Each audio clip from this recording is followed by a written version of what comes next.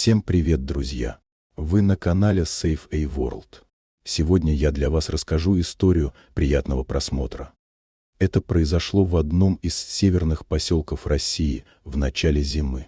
Морозы только начали вставать по-настоящему, снег еще не лег плотным ковром, но уже скрипел под ногами, а ветер раскачивал верхушки деревьев, раздаваясь гулкими вздохами по всему лесу.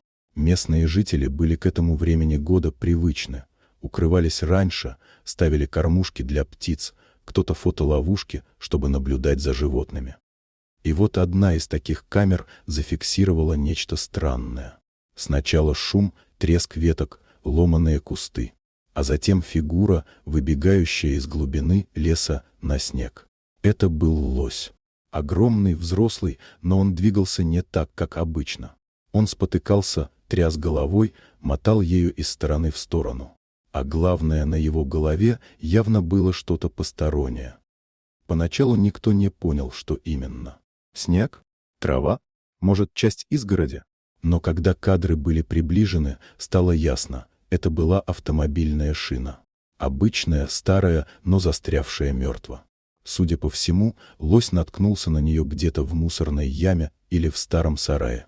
Возможно, просунул голову, и шина застряла между его рогами. Или натянулась, когда он пытался пролезть.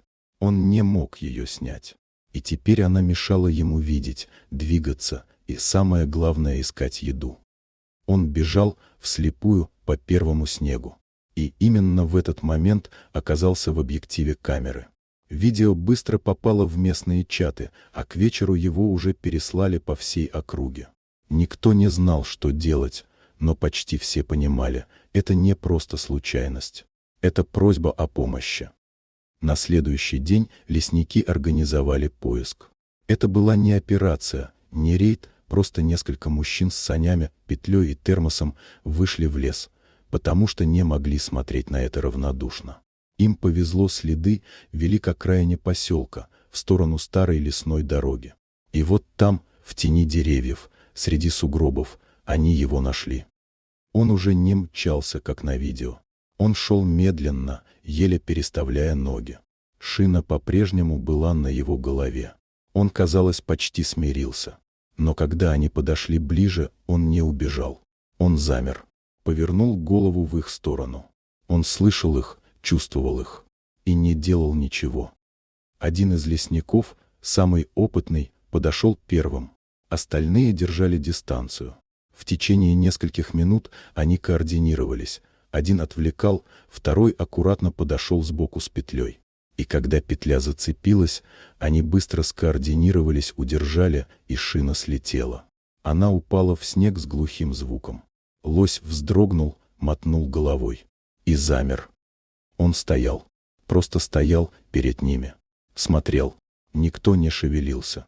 Прошло секунд 10, или, может быть, целая вечность. А потом он медленно повернулся и ушел, не торопясь, спокойно, вглубь леса. Даже не побежал. И когда его уже не было видно, один из мужчин выдохнул. Он пришел. Он сам пришел.